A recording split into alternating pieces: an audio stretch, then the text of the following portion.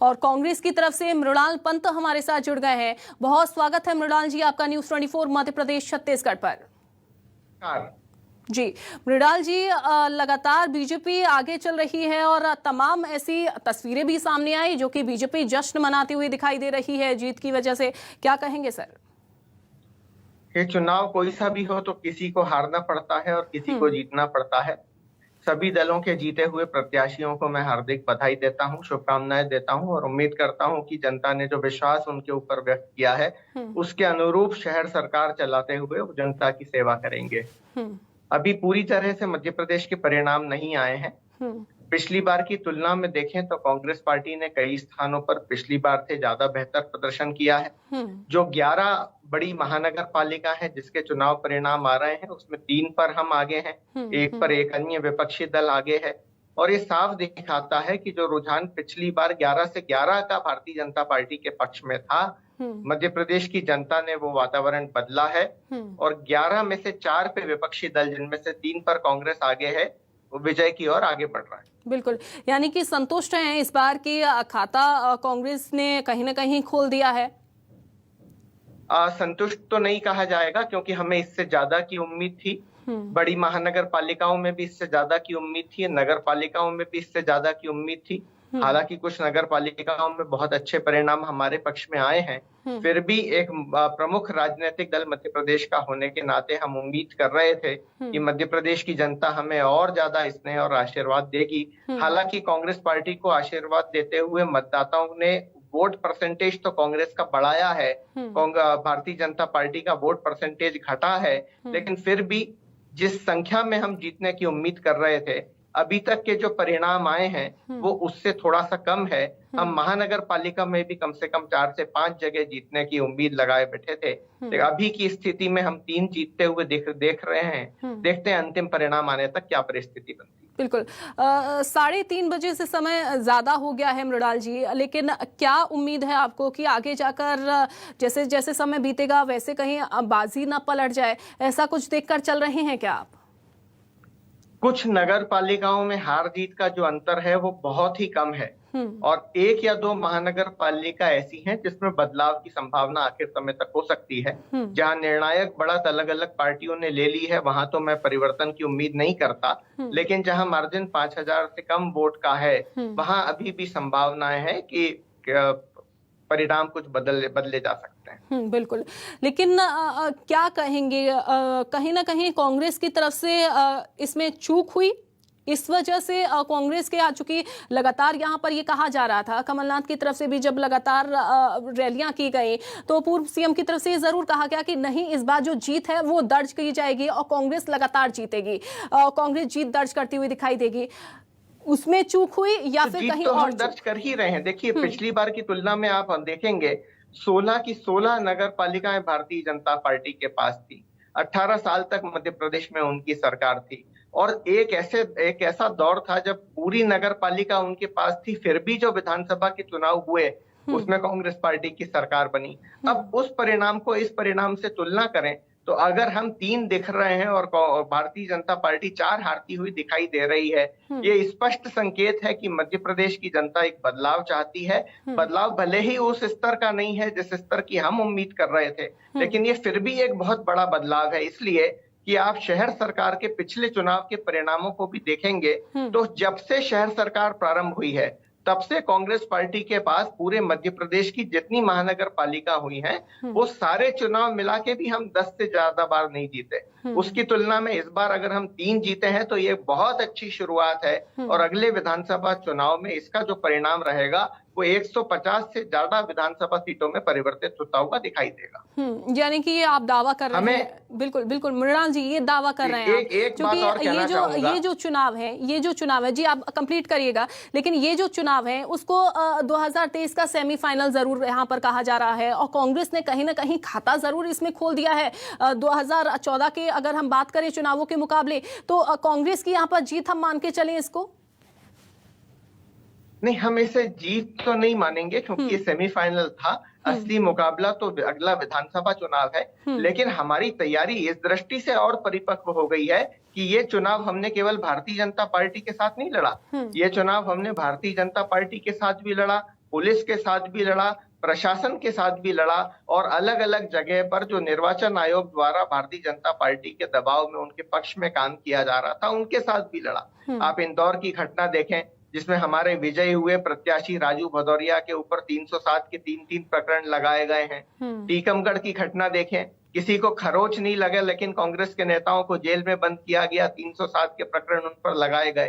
तो डर, भय और आतंक के ऐसे सरकारी गुंडागर्दी के माहौल में ये परिणाम संतोषजनक कहा जाएगा।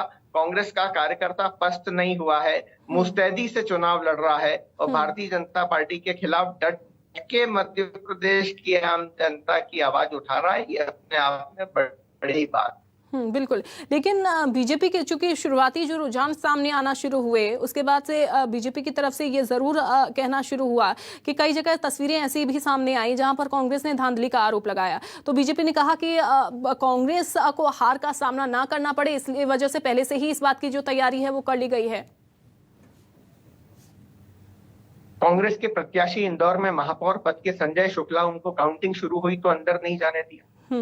इसी प्रशासन ने पहले 2 विधायकों को पास जारी किए लेकिन बाद में उनको अंदर जाने से रोका गया। काउंटिंग एजेंट्स को अंदर जाने से रोका गया। ये सब क्या कहलाया जाएगा? अगर क्या हम चुनाव लड़ रहे हैं तो इसके खिलाफ भी अपनी वैधानिक आपत्ति दर्ज नहीं करें? लोकतंत्र ने हमें अधिकार दिया है कि चुनाव के दौरान, मतगणना के दौरान हम उपस्थित हो सकें, उसकी पारदर्शिता को अपने हाथ से देख सकें। हम तो उल्टा सवाल पूछना चाहते हैं, पुलिस और प्रशासन को क्या कष्ट था अगर हमारे वैधानिक तरीके से पासधारी लोग अंदर जाते, देखते, प्रक्रिया को संतुष्ट होकर लौटते? तो हम जो आरोप लगा रहे हैं, ये आरोप लगाने का मसौदा और मौका तो हमको भारतीय जनता पार्टी से जुड़े हुए पुलिस और प्रशासन ने ही दिया है ना। बिल्कुल, लेकिन अन्य दलों की अगर हम बात करते हैं मृणाल पंत जी, तो क्या कहेंगे सिंगरौली में जिस तरीके से आम आदमी पार्टी की प्रत्याशी ने जीत दर्ज करी है, कहीं ना कहीं कांग्रेस को ये झटका है कि यहाँ पर निर्दलीय जो प्रत्याशी हैं, निर्दलीय उम्मीदवार जो हैं वो बढ़त दर्ज करते हुए दिखाई दे रहे हैं, भले ही कम सीटों पर हों लेकिन कर तो रहे हैं। मैं आम आदमी पार्टी की प्रत्याशी, महापौर प्रत्याशी जो जीती हैं उनको बहुत बधाई देना चाहता हूँ।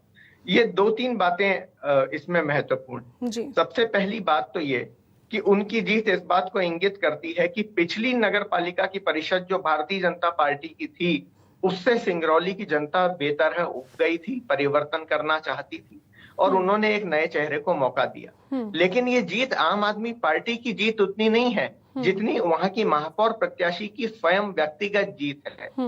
और इसलिए ये मानना गलत होगा कि एक नई पार्टी इस चुनाव के माध्यम से मध्य प्रदेश में आई है। हालांकि लोकतंत्र में उनको पूरा अधिकार है, चुनाव लड़ना चाहिए, आना चाहिए, इसका भी हार्दिक स्वागत है। लेकिन हमने मध्य प्रदेश की राजनीतिक परिस्थिति को बहुत सालों से बहुत अच्छे से सब लोगों ने देखा है। मध्य प्रदेश मुख्यतः 2 दलीय राजनीतिक प्रणाली वाला प्रदेश है। कांग्रेस अगर सरकार बनाती है तो उसकी जगह भारतीय जनता पार्टी आती है, भाजपा अगर सरकार हारती है तो उसकी जगह कांग्रेस पार्टी आती है।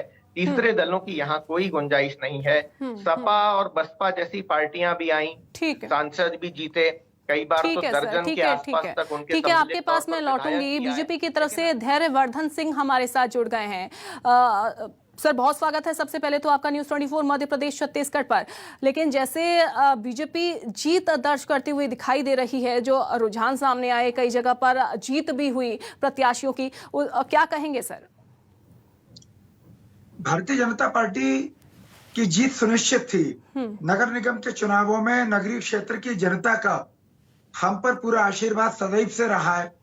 एक लंबा कालखंड बीत गया जब से नगर पालिका के, नगर निगम के चुनावों में हम हमेशा चुनाव जीतते रहे। कुछ स्थानों पर परिणाम हमारे विपरीत रुझान दिखाई पड़ रहे हैं, पर चूंकि वहां अनेक स्थानों पर मतगणना देर से प्रारंभ हुई तो अभी बहुत जल्दबाजी में किसी निष्कर्ष पर पहुंच पाना संभव नहीं है। थोड़ा सा हमें इंतजार और करना होगा। बाकी जहां पर हम चुनाव जीते हैं, जनता की कृपा है, आशीर्वाद है और हम उनके श्री चरणों में धन्यवाद देना चाहते हैं। बिल्कुल, लेकिन इस बार जो सीटें कांग्रेस के खाते में जाती हुई दिखाई दे रही हैं, क्या कहेंगे? कहीं ना कहीं बीजेपी को अब गंभीर यहां पर होना पड़ेगा, क्योंकि इससे पहले के जो चुनाव थे उनमें लगातार बीजेपी का कब्जा रहा। 16 नगर निगमों की अगर हम बात करें तो उसमें बीजेपी का कब्जा था, लेकिन इस बार खाता कांग्रेस ने कहीं ना कहीं खोला है। अब देखिए, कांग्रेस पार्टी की स्थिति ऐसी है जैसे किसी किसान के खेत में कुछ ना होता हो और उस बंजर पड़े खेत में केवल घास भी हो जाए तो उस हरियाली को देख करके वो खुश हो सकता है।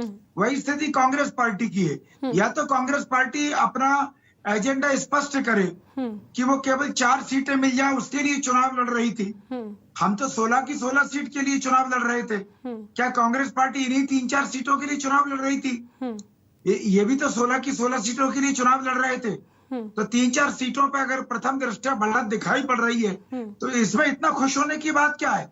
और यदि इतना खुश हो रहे हैं तो खुश होने के लिए ख्याल अच्छा है।